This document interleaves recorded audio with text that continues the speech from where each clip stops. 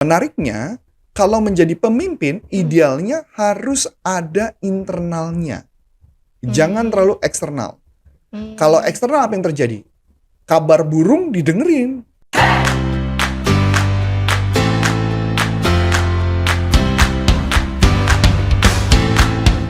Halo teman-teman, kembali lagi dengan saya Aisyah di YouTube channel Panduan Bisnis dengan NLP. Oke teman-teman, pada sesi kali ini kita mau bahas nih mengenai gimana sih cara mencari karyawan sesuai dengan yang pas gitu ya, yang perusahaan cari sesuai dengan teknik NLP. Oke, sebelum kita lanjut ke pembahasan pada sesi kali ini, kita simak yang berikut ini dulu ya. Sebelum Anda lanjut nonton video ini, silakan Anda subscribe, like, dan share kepada teman-teman Anda sehingga channel ini bisa bertumbuh. Oke teman-teman, sekarang kita sudah kembali lagi nih bersama dengan Coach Antonius Arif. Kita sapa dulu yuk Coachnya. Halo Coach Arif. Hai, halo. Coach, lemes banget. Ini udah makan belum ya? Belum dong, belum waktunya makan ini. Belum waktunya makan. Enggak, ini baru selesai mandi, jadi biasalah. Naikin moodnya ntar dulu. Kopi baru 1 gelas, jadi masih kurang. Apa butuh makanan yang manis-manis Oh kali, enggak, Coach? sorry, mohon maaf. Makanan manis tidak untuk saya. Iya. Gimana? Oke, Coach. Pengen nanya nih, Coach. Pembahasan kali ini tuh gimana sih, Coach, kita menemukan seseorang sesuai dengan yang diharapkan perusahaan gitu, Coach. Pastikan di dalam ilmu NLP sendiri kita bisa tahu nih karakter orang kayak gimana gitu ya, Coach ya. Betul. Nah, itu gimana Coach supaya sesuai? Nah, di dalam NLP itu ada ilmunya namanya metaprogram. Metaprogram. Metaprogram itu adalah sebuah program di dalam kepala untuk kita bisa melihat karakter atau perilakunya atau mungkin bisa saya katakan tindakannya itu sesuai dengan apa pada saat diwawancara atau di interview. Berarti emang bisa dibaca gitu, Coach? Ya bukan dibaca ya tepatnya. Kalau baca nujum saya, ahli nujum. Tidak. Lebih tepatnya kita bertanya dan kemudian ketika mereka menjawab, saya bisa tahu dari jawabannya itu dia tipe yang mana, karakter yang mana. Sehingga kita bisa tahu bahwa orang ini cocok yang ke divisi yang mana. Saya kasih contoh sederhana, misalkan kalau orang accounting sama orang itu sales, sama orang itu desainer, pasti kan karakternya beda tuh. Iya betul, Coach. Nah, oleh sebab itu kita harus cari orang yang cocok. Ya, jangan sampai misalkan karakternya ini dijadikan ke sini pasti nggak cocok tuh. Nah, dari awal kita harus cari tahu dulu mana karakter yang cocok sesuai dengan bidangnya. Walaupun memang dalam ilmu NLP ada konsep juga metaprogram dibuat dalam bentuk tulisan. Kayak kuesioner. Jadi dibuat kayak kuesioner. Ada yang kayak gitu. Bahkan malah ada yang ngejual juga ada. Menjual khusus untuk metaprogram ya. Kalau ini nyebutnya mungkin lab profile atau apapun gitu namanya ya.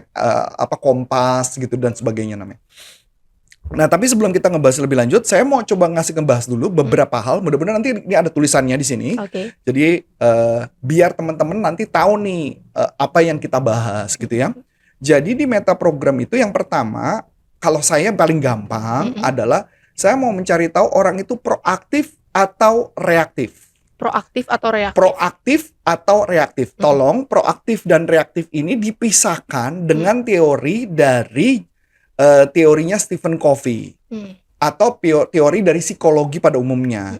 Karena kalau teori psikologi pada umumnya, karena kebetulan juga kamu belajar kan konseling, kan definisi proaktif kan adalah orang yang melakukan segala sesuatu langsung gitu ya. Kalau orang reaktif kan adalah orang yang harus disuruh atau nggak melakukan, kadang-kadang kayak gitu kan. Betul, nah, jadi kalau sedangkan di dalam konsep Stephen Covey, proaktif itu adalah orang yang punya inisiatif dan sebagainya gitu ya. Kalau orang reaktif dianggap orang yang kategorinya kurang bagus. Dianggapnya kalau oleh Stephen Covey. Nah, ini akan saya jelaskan dulu. Jadi kita pakai konsep yang pertama, proaktif dan reaktif. Kemudian yang kedua adalah prosedural dan opsional. Nah, berikutnya adalah global dan spesifik. Dan kemudian ada orang yang bisa saya katakan tipenya misalnya tipe feeling, tipe thinking. Jadi ada tipe feeling, choice dan thinking, dan ada tipe orang yang sameness sama different. Ya, kita ngebahas ini aja ya, karena kalau mau ngebahas banyak nanti bingung kan orang ya. Nah, jadi model yang pertama kita ngebutin dulu ya. Yang pertama tadi adalah tipe orang yang disebut, yang bisa saya katakan, oh ya, sama satu lagi nanti internal dan eksternal. Ini penting banget gitu ya. Yang pertama adalah proaktif Dan reaktif gitu ya. Nah, proaktif definisinya adalah orang yang ketika dia tidak ada tindakan apapun, dia merasa dia perlu melakukan sesuatu. Oke. Jadi dia langsung melakukan, misalkan contoh, kamu lagi ada kerjaan kamu lagi sudah mulai turun tuh pengertiannya lagi load jobnya sudah berkurang, kamu tuh kayak gelisah, langsung nyari-nyari kerjaan. Nah, itu orang proaktif. Nah, kalau orang reaktif adalah dia tunggu disuruh dulu, dia baru merespon. Oh, berarti dia baru melaksanakan sesuatu atas dasar arahan atau suruhan. Atas baru arahan. Nah, pertanyaannya, kan seakan-akan kalau kita lihat seakan-akan reaktif itu jelek ya? Tidak begitu. Ternyata tidak begitu. Jelek gitu. Saya ambil contoh sederhana ya. Nah, saya kasih contoh dulu cara untuk mengetahuinya. Cara mengetahuinya biasa saya menggunakan pulpen. Pulpennya kemudian sambil lagi interview, saya sengaja saya jatuhin. Oh. Nah, ketika itu saya ngeliat apakah orangnya langsung ngambil atau enggak. Perhatikan kata kunci ya, perhatikan mata saya. Begitu bisa pulpen jatuh, langsung saya ambil, itu berarti proaktif. Dapat ya? Iya. Pulpen jatuh, saya ngeliat kamu dulu.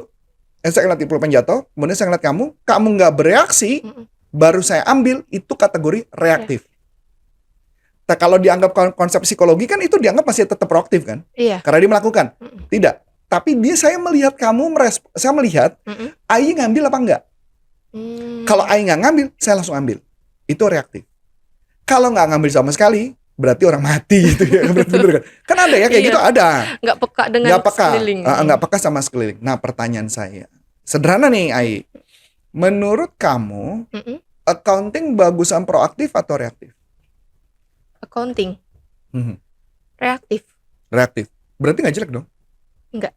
Kalau mama accounting proaktif, apa yang bakal terjadi? Aneh, karena kan dia bekerja kalau udah ada data hitung-hitungannya. Nah, masuk akal? Iya. Kan aneh ya, kalau Anda dikejar-kejar sama accounting, mana datanya, pusing kan kita? Iya bener. Jadi kan lucu ya, apalagi seorang finance yang ngurusin pembayaran payment, ya. Belum waktunya jatuh tempo, dia bayarin semua loh. So which is itu kan nggak bagus ya, karena cash flow perusahaan akan kacau. Iya betul Coach. Nah, jadi artinya ada orang yang bagus proaktif, ada bagus orang yang reaktif. Berarti sesuai dengan penempatan posisi kerjaannya juga ya Coach? Tergantung orang itu lebih cocok di bagian mana. Dari situ kita bisa tahu. Makanya kenapa ketika menentukan kita mau jadi cari karyawan apa, tipe apa, yang harus kita lakukan adalah saya mengecek dulu kira-kira setiap orang ini cocoknya yang kayak karakter apa. Saya mau cari misalkan accounting yang kayak gimana. Saya harus mencari orang QC yang kayak gimana. Saya harus mencari auditor yang kayak gimana. Dan itu dari awal sudah saya tentukan. Berarti apa ya, tipe-tipenya gitu ya Coach? Ya, tipe karakternya dia. Itu satu ya. Yang kedua adalah tipe yang saya mengatakan prosedural dan opsional. Nah, orangnya seperti apa? Saya akan interview kamu biar langsung jelas clear ya. Oke. Dulu kuliah ngambil apa ya? Saya ngambil bimbingan dan konseling. Oh, gimana ceritanya kamu bisa sampai akhirnya ngambil kuliah itu? Oke, pada awal mulanya memang saya tuh pengen banget mengambil psikologi Coach.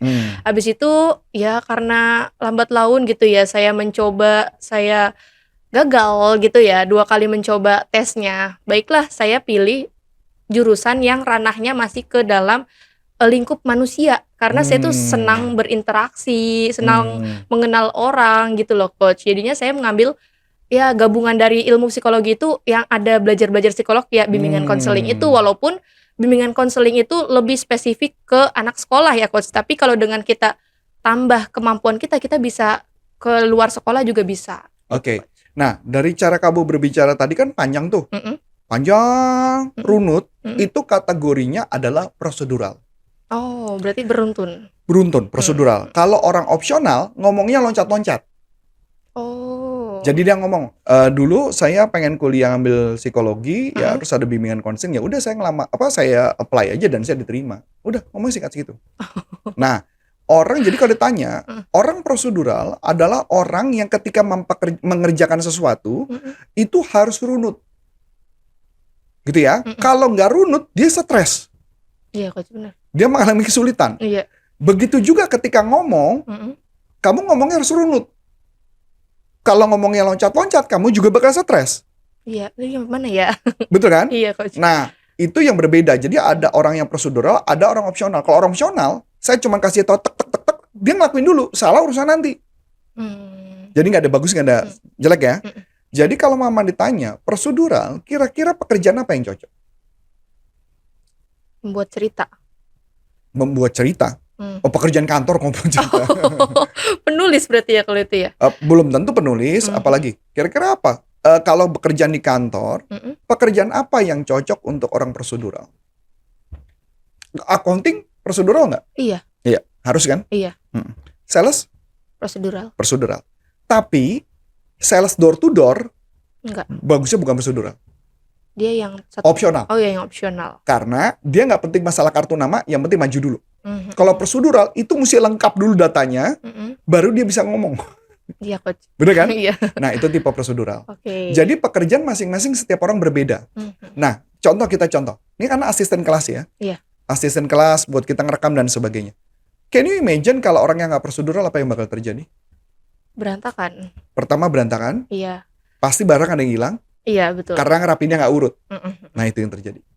Dapat berarti ya? Tipe teknisi kayak gitu prosedural juga ya? Harus prosedural. Jadi teknisi harus prosedural. Kalau nggak prosedural gawat aja. Pokoknya ada yang hilang aja ntar barang. Jadi runutan. Makanya kenapa kalau saya interview, saya suka melakukan tesnya dengan cara saya sengaja taruh barang di meja, saya suruh dia beresin. Oh, dilihat kerapihannya gitu, Coach? Bukan. Apa tuh? Saya ngeliat urutannya. Oh. Karena ada kalau orang prosedural, dia ngerjain satu, diselesain dulu satu, udah selesai, baru dia pindah ke lain.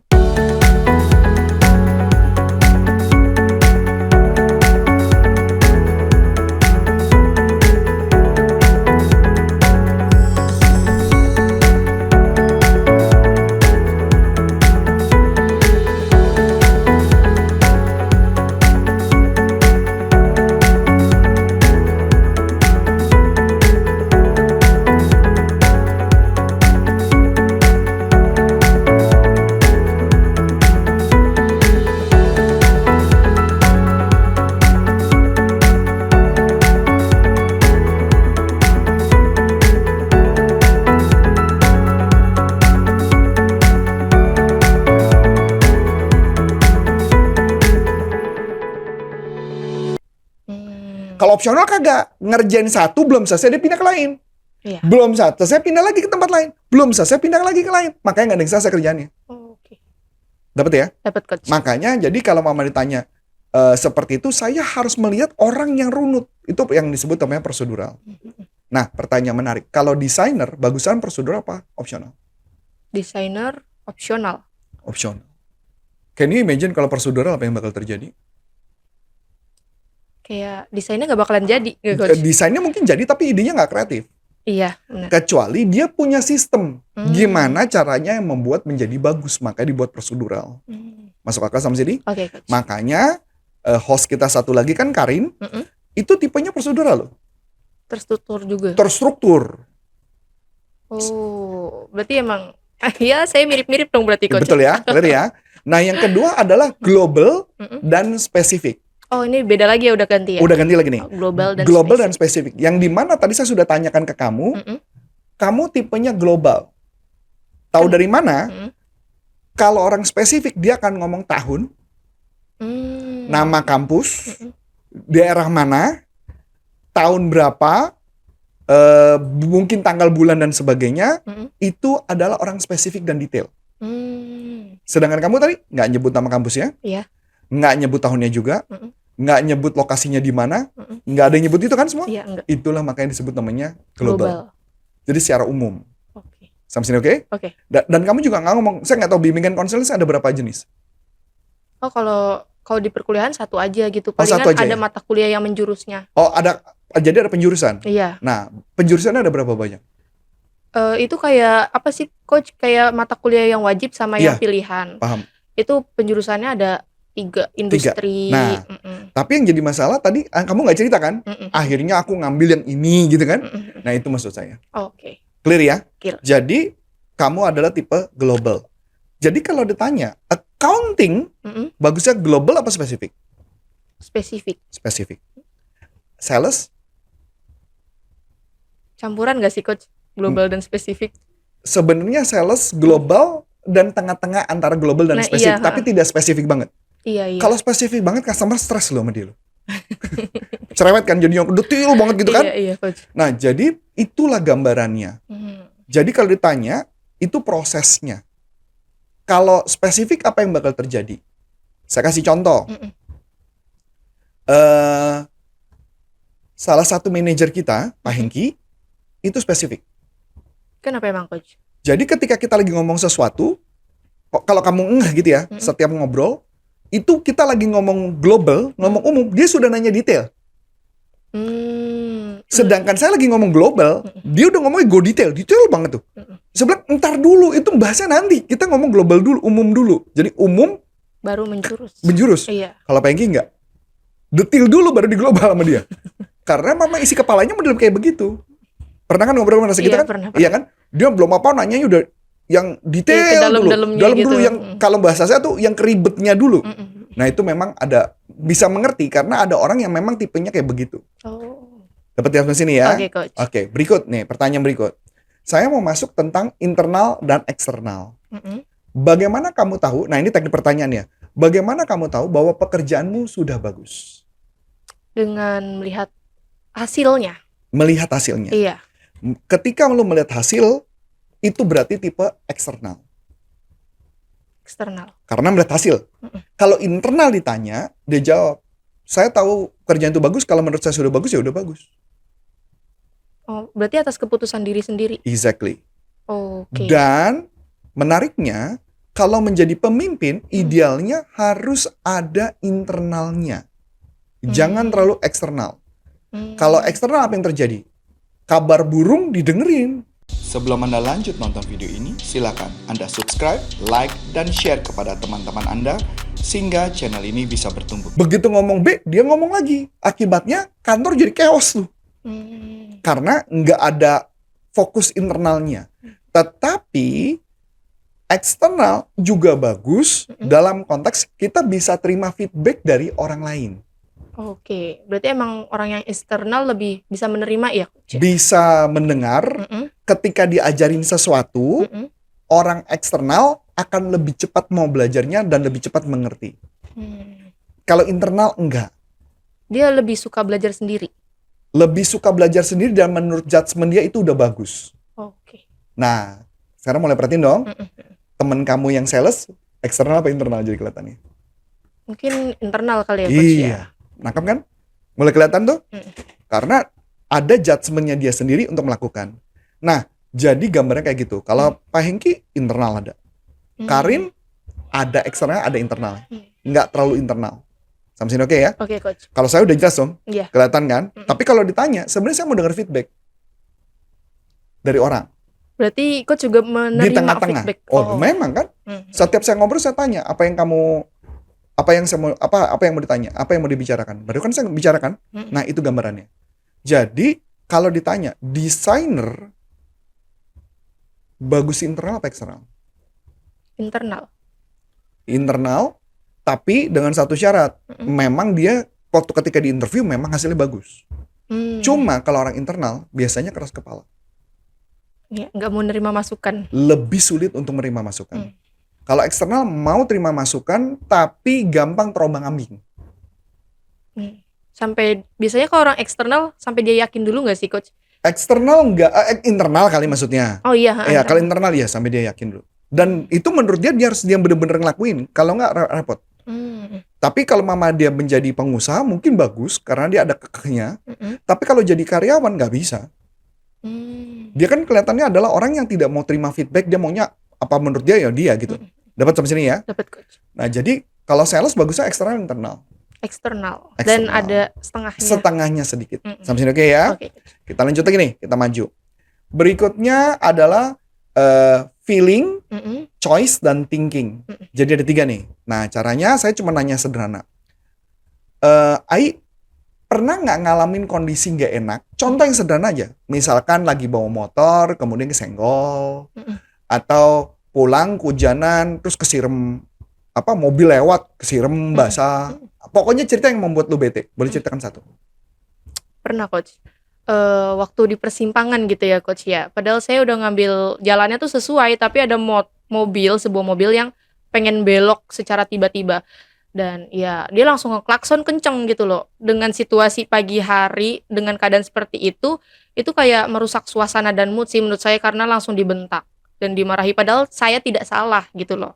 Itu aja. Oke. Nah, ketika kamu ngomong, Mm-mm. kelihatan banget mau kamu berekspresif, Mm-mm. kamu cerita Mm-mm. dengan ada emosinya. Mm-mm. Itu disebut kategorinya feeling. Mm-mm. Tapi feeling kamu nggak dalam banget. Oke. Ada satu lagi yang namanya tipenya choice. Mm-mm. Choice adalah ketika berbicara, kadang ada emosi, kadang enggak. Kadang ada emosi, kadang enggak. Jadi misalkan contoh, di perempatan jalan,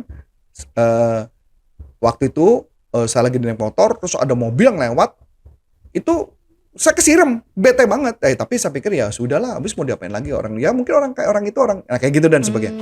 Jadi ada emosinya naik turun dan sebagainya, itu tipe choice. Terakhir adalah tipe thinking. Apapun yang kamu ceritakan ngomongnya tenang. Nggak ada emosi, santai. Waktu itu di perempat jalan, saya lagi di situ, ada mobil lewat. Saya kesirem. Ya kesel sih. Ya tapi gimana ya? Ya sudah. Nah itu thinking. Okay. Dapat ya? Untuk menjadi seorang sales, idealnya harus punya feeling dan ada choice. Nah pertanyaan saya, tapi yang jadi problem kalau atasanmu feeling kamu nggak meledak-bedak sih. Kalau feeling kan ada juga yang feeling meledak-bedak gitu ya. Kalau istilah saya tuh kayak nonton film kartun matanya keluar api gitu kalau biasa kan. Kebayang ya? Iya, kebayang Coach. Nah, jadi kalau orang atasannya feeling, bawahannya feeling, udah pasti ribut. Iya, karena sama-sama berapi-api ya. Sama-sama berapi-api, sama-sama keras, gontok-gontokan. Dan itu saya pernah waktu itu ada manajer di bawah saya. Saya bilang enggak, saya nggak mau terima nih bawahan ini. Saya bilang, kenapa? Saya bilang, kamu tuh keras. Dia juga keras. Saya nggak mau pada saat saya terima, nanti kamu jadi berantem. Dia ngotot, diterima, berantem nggak sampai 3 bulan. Kenapa? Karena kelihatan banget, apinya kencang banget gitu loh. Nah, jadi makanya idealnya adalah atasannya misalkan choice, karyawannya mungkin feeling masih nggak apa-apa, tapi jangan thinking. Nah, kalau thinking kelihatan cocoknya pekerjaan apa? Berpikir. Yang berpikir? Kayak data analis. Arsitek. Yang tingkat stresnya tinggi, pemeriksaan laboratorium. Iya. Ya kan kalau nggak salah campur habis nih meledak gitu kan. Itu adalah orang yang cocok di bagian yang di thinking. Dapat ya? Orang yang stres tinggi biasanya orang feeling dan choice adalah feeling lebih tingkat stresnya sangat tinggi. Kebayangkan waktu kamu pertama kali jadi sales? Iya. Gimana kamu nggak bisa tidur, emosi macam-macam dan sebagainya nyampur jadi satu. Iya. Bahkan rasa badanmu capeknya minta ampun. Itu berarti menunjukkan itu feeling. Ada feelingnya. Iya. Nah, dan feeling itu punya semangat yang bergebu-gebu. Tipe yang punya feeling itu? Yep. Semangat yang bergebu-gebu. So ketika dia mau melakukan sesuatu, karena ketika menjadi seorang penjual, kita membutuhkan orang yang semangatnya gila-gilaan. Nah itu adalah tadi. Udah, kayaknya udah semua ya. Saya sudah sharingkan. Jadi kalau misalkan contoh, kita mau dapetin, misalnya contoh ya, kita mau dapetin accounting yang baik. Berarti kalau kita lihat, accounting yang baik berarti, kalau kita lihat ya, proaktif atau reaktif? Accounting yang baik, reaktif. Satu, oke. Internal atau eksternal? Internal, supaya dia kekeh dengan melakukannya, oke? Iya. Kemudian prosedural atau opsional? Prosedural. General atau spesifik? Global atau spesifik? General atau global sama ya? Global atau spesifik? Spesifik. Terus kemudian feeling, choice, thinking? Thinking. Nah, udah dapet ya? Iya. Minimal choice ya? Iya, minimal choice. Nah, dari gambaran ini kita sudah bisa menentukan orang yang mana yang cocok di pekerjaan untuk dia lakukan. Oh, berarti memang seperti ini ya stepnya ya Coach ya. Berarti atasan pun harus tahu, harus memiliki ilmu ini juga. Betul. Kalau enggak, mereka nanti pilih karyawan salah, kenapa timnya kadang berantakan, kenapa dia nggak ini, karena dia nggak sesuai dengan karakternya dia. Ya mungkin masalah nilai tes IQ dan sebagainya itu bagian penting, tapi kita mau tahu cara kerjanya dia modelnya gimana. Ya, Oke, Coach. clear sekarang? Clear. Cukup? Cukup, Coach. Oke, kayaknya kita mau ngebagi-bagi sesuatu. Oh iya, teman-teman. Nah, untuk teman-teman nih yang mau belajar mendapatkan e-book mengenai menghilangkan mental block yang teman-teman miliki, teman-teman bisa banget berkunjung di deskripsi. Nanti teman-teman tinggal isi data, yaitu nama, email, nomor HP. Nanti teman-teman langsung bisa belajar untuk menghilangkan mental block yang ada di dalam diri teman-teman. Dan kalau nggak salah ada list juga untuk menemukan mental blocknya kan? Iya, betul. Ada Coach. list cara untuk menemukan mental blocknya, Iya, khususnya berkaitan keuangan dan cara ngilanginnya. iya betul banget. Betul ya? Coach. Keren Iya. banget nih kan, lengkap ya. Iya, betul. Dan juga ada di komen. Oh, di komen juga. Ada ya, di Coach, komen ya? juga karena biar kalau teman-teman kadang-kadang kan ada di deskripsi, kadang-kadang nggak baca, di komen lah kita bantu. Oke, bisa langsung di-download ya berarti ya teman-teman. Bisa download gratis ya. Gratis banget. Nah, terus kalau mama orang teman-teman mau belajar tentang NLP, bisa belajar kemana ya? Oke nih, untuk teman-teman yang mau belajar mengenai NLP, teman-teman bisa langsung kunjungi website kami di www.nlpleadershipindonesia.com. Di situ ada pelatihan dari Coach Antonius Arif ya, Coach Ya, ya. langsung di-approve by Dr. Richard Bender. Oh. Ada kelas lisensi NLP, Business Practitioner of NLP, dan ini adalah salah satu materi yang akan diajarkan di sana untuk menemukan orang-orang potensi yang bagus dan bagaimana ngedevelop mereka. Wah, keren banget. Itu aja? Iya, Coach. Oke, so akhir kata, saya Coach Antonius Arif dan Saya Aisyah. mengucapkan terima kasih, sukses buat Anda, dan sampai jumpa. Bye-bye.